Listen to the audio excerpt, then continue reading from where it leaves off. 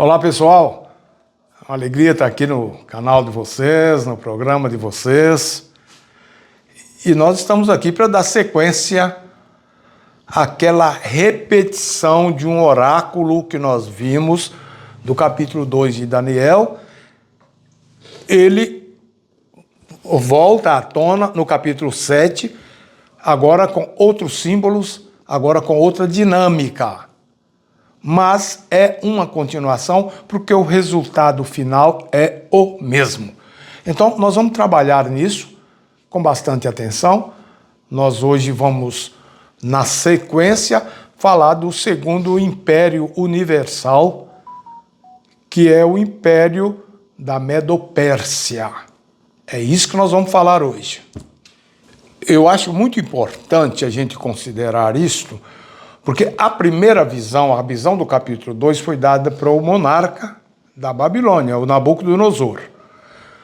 Agora nós estamos diante de uma visão dada a um profeta. O profeta, para passar adiante ou a mensagem que ele tem, é preciso que ele mesmo creia nela. E Daniel tem o mérito de ter vivido nesses dois grandes impérios. Ele foi estadista, político, nos dois grandes impérios. Então,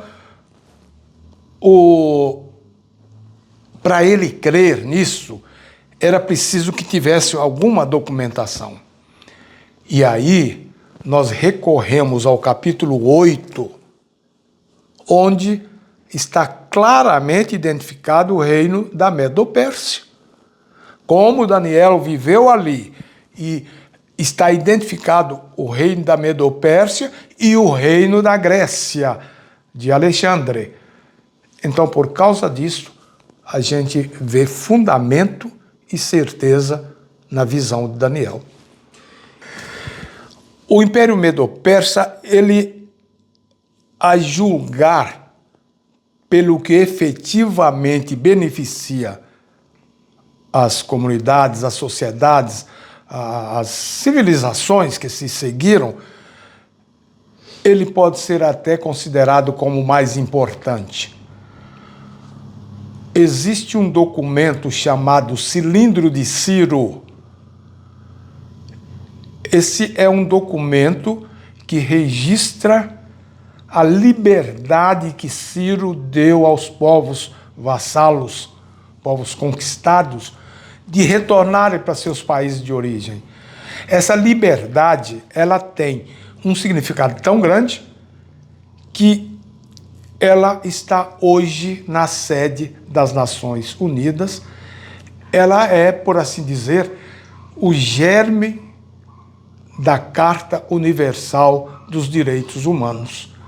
Então, Ciro teve esse grande mérito. E daqui a pouco nós vamos falar de um outro mérito que interessa particularmente a história bíblica, a história sagrada. Então, há um texto de Jeremias em que, na verdade não é Jeremias, desculpe, um texto de Isaías em que Ciro é chamado por Deus de meu pastor. E Ciro, quando assume o poder, agora sim eu falo de Jeremias, ele diz: o Deus dos hebreus, o Senhor Deus, o Deus do céu, foi isso que ele falou, me encarregou de construir uma casa para ele em Jerusalém. E ele convocou. Esse foi o primeiro decreto para se construir, reconstruir Jerusalém. É interessante que foram 3 decretos. E o decreto que vingou foi o de Artaxerxes. Esse decreto é sumamente importante. Eu estou aqui pensando que vale a pena até nós fazermos um estudo assim, em cima só dele. Por quê? Com base nesse decreto, eu estou me referindo ao decreto de Xerxes, o Artaxerxes, com base nesse decreto, nós localizamos o nascimento do próprio Messias. E isso tem um significado todo especial para o povo judeu, para o povo cristão, para o povo do mundo. Porque quando você documenta qualquer coisa, você fala ano, por exemplo, 359 antes de Cristo, caiu a Babilônia. O ano